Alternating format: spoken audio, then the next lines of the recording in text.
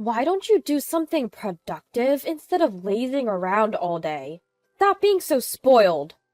The nagging voice of my mother-in-law fills the house almost daily. I spend my days tending to my twin daughters, growing increasingly tired of her constant complaints. Then, as if to add insult to injury, my husband chimes in. I shouldn't have married someone who's let herself go. I want a divorce. Something inside me snaps. Enough is enough. That's enough. That day, I stopped trying. My name is Caitlin. I'm a 32-year-old stay-at-home mom. I've been married to Robert for 6 years, and after struggling with infertility, we were blessed with twins. When I found out I was carrying 2 babies, I cried tears of joy. My husband was surprised but thrilled about the twins. I thought life would be fun once the kids were born. I never doubted that happy days were ahead, but reality wasn't so kind. What? Wait a minute, Emma. I'm changing Mia's diaper right now. When I'm taking care of Mia, Emma starts crying. Okay, Mia, I'll feed you as soon as I'm done with Emma. When I'm attending to Emma, Mia starts fussing. Ugh, finally, Mia's asleep. What? Why can't you both sleep at the same time? Taking care of twins is a never-ending cycle of chaos. As soon as one is calm, the other starts fussing. I never get a break. What day is it today? What day of the week is it? Is it daytime or nighttime?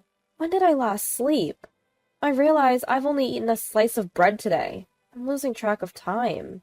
I often fall asleep while feeding them, dropping the bottle. I get that taking care of one baby is tough, but I can't help but think, what if I only had one child? Life would be easier, right? Before the kids were born, my husband was attentive. He researched and bought all sorts of baby gear. I thought he'd be a hands-on dad, but that was a fantasy. All my hopes vanished. He does nothing. Hey, where's my dinner? While I'm busy with the kids, my husband, engrossed in his phone and TV, demands food. Sorry, I didn't have time to go shopping. Can you make do with frozen or instant food? As I apologize, my hands are busy taking care of the kids. He grimaces, clearly annoyed. What? You expect me, tired from work, to eat frozen or instant food? You're the worst wife ever. He storms out of the house, slamming the door behind him. Not again. He'll probably go out to eat. He'll come back tipsy and wake the kids, shouting, "The king of the house is back! Hey kids, it's Daddy!" I'm no longer surprised. This is who he's become since the twins were born. Stop it! They were finally both asleep! Of course they woke up. As expected, my husband's loud voice woke the kids. In times like this, my secret weapon, the double hold. It works because they're still small, but what will I do when they grow bigger? My husband, the one who woke them up in the first place. Why are babies so noisy? He grumbled, heading for the shower. This is your fault too. I glare at him while holding both babies, but he's completely oblivious to my frustration. It's been 2 months since the twins were born. Not once has my husband helped with childcare. He rarely even holds them, let alone change diapers or give them a bottle. As soon as he gets home from work, he plops down on the sofa. He just lounges around, doing whatever he pleases. I don't even have time to complain. My days are a whirlwind of activity. Yet, he keeps demanding. What's for dinner? Where are my clothes? What even is a marriage? The idea that children strengthen a marriage is a complete lie. I want to cry, but I don't have the time. The twins will cry before I do. I thought life would be fun once the kids were born. But it's not just my husband who's been unexpected. Caitlin, are you there? The intercom rings, followed by a loud call for my name. I'm obviously here if I answered the intercom, so why even ask? Were you trying to ignore me? No, I was changing diapers. I wasn't ignoring you. Sure. My in-laws live about a 10-minute bike ride from our apartment. Ever since the kids were born, my mother-in-law has been visiting almost daily, and she never forgets to nag. What a mess! This place looks like a dump! I'm sorry, I haven't had time to clean. Laundry piles up on the sofa, unsorted. Garbage bags stack up by the door because I missed the pickup day. Dishes are piled high in the kitchen, and baby gear is scattered all over the floor. I've managed to keep the kids' area clean, but the rest of the place is a mess. Modern wives, I swear! What are you even doing if you're not working or doing housework? She grumbles as she walks around, inspecting the house. Take the babies outside. Go to the park or something. Though, like being kicked out, I take the kids outside. I push the stroller, sighing with every step. I'm criticized for not keeping up with housework, but what can I do? I'm raising twins by myself. No, that's not right. It's not just the kids. I'm also taking care of my husband. The reason I can't keep up with housework is largely because of him. And then my mother-in-law said something unbelievable. Caitlin, maybe it's time for you to go back to work? Are you kidding me? How am I supposed to work? There's no childcare center nearby, and even if there were, we couldn't afford it. Plus, we have twins. It's hard enough with one child, let alone two. So working is out of the question. Yet day after day, she repeats the same lines. Stop being lazy and get a job! Keeping the house clean is a wife's duty, especially when you have babies. Your husband's job is physically demanding. Make sure he eats well. I'm sick of hearing it. My husband is irresponsible, but so is my mother-in-law. She occasionally helps with cleaning, but mostly does nothing. She comes over every day just to check the house and nag. Then she plays with the kids for a bit and leaves. What's the point of that? To be honest, I want to scream, "Don't come over!" But I'm so drained from taking care of the twins that I don't have the energy to argue with my husband or mother-in-law. Oh, God, please watch over me. No, watch over my daughters. I find myself praying more for my daughters than for myself. I'm back. A short walk does wonders for my mood. Even a brief time outside felt refreshing. The kids seem happier too. You're back late, aren't you? I'm sorry. You're the one who told me to go for a walk, remember? I'm too timid to say that. When my mother-in-law leaves, I feel a wave of exhaustion. Life continues in this hectic manner until the twins are about 3 months old. That's when it happens. Or rather, that's when I find out. I was sorting through clothes for the seasonal change and checking my husband's suit pockets before sending them to the cleaners. That's when I found it. A hotel receipt for 2 guests. A hotel receipt in my husband's pocket? My mind goes blank. I stare at it until the kids wake up crying. What is this? I confront my husband as soon as he gets home. He looks surprised for a moment, but then says, "Oh, that. Did you go to a hotel with someone?" "Yeah, I guess." "So you're cheating?" "Yeah, I guess." "What do you mean, I guess?" I lose my temper and shout, and he slams his hand on the table. I flinch. "Shut up! You've let yourself go, so don't complain." "What are you talking about? Have you looked in the mirror lately? You've aged so much, I feel like I'm living with an old woman." "What? I've been busy with the kids. I don't have time to—" "Ah, there it is, using the kids as an excuse. You know, there are plenty of beautiful women out there who manage work, housework, and childcare perfectly, right? What are you? You can't even clean or cook? You're just using the kids as an excuse to slack off." He deflects the conversation about his affair to my shortcomings.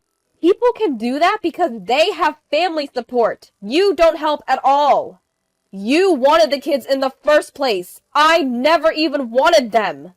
"That's awful. You were happy when you found out I was pregnant." "I've forgotten about that." His cruel words blur my vision. Why do I have to be treated like this? I may not be the perfect wife or mother. I may have let myself go, but I've been doing my best. The 1-month and 3-month checkups for the twins, their vaccinations, all were incredibly hard to do alone. I've changed one baby's diaper while trying to soothe the other one crying. I fought off sleep to feed them both. I've cleaned as best as I could to not affect the babies. As for my husband's meals, well, they've been a bit neglected, but I haven't been eating well myself. He dines out alone and doesn't even bring back takeout for me. I've been trying my best. I've tried so hard, and this is what I get? An affair? Tears blur my vision, melting my husband's face away. Ah, must be nice to be a woman. Think you can get away with anything just by crying? That's cruel. Too cruel. I hear the kids crying in the background, but I can't move. I don't even have the energy to move. All I can do is stand there and cry. I'm sorry. I'm so sorry for being such a terrible mom. As if to add insult to injury, my husband speaks again. Ah, I shouldn't have married a woman like you. I want a divorce. Get out.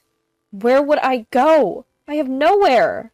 If you have nowhere to go, why don't you become homeless? At that moment, something inside me snaps. I go over to my kids, still crying. My two little ones, who've grown so much. I pick them up and they instantly smile. My beautiful, adorable children. Their smiles give me strength. Hey, hurry up and leave! I'm going to live here with my new woman. Take the kids with you. They're in the way. I look at my daughters' smiling faces again. They seem to be telling me not to give in to this scumbag. Just as I'm about to speak up, a familiar voice fills the room. The one who's leaving is you, Robert! A familiar voice echoed throughout the room. I turn in surprise, and there she is. Mom? Why are you?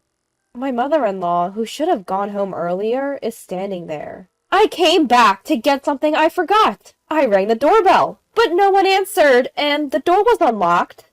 My husband must have forgotten to lock the door, but now's not the time to worry about that. We're in the middle of something. Could you leave?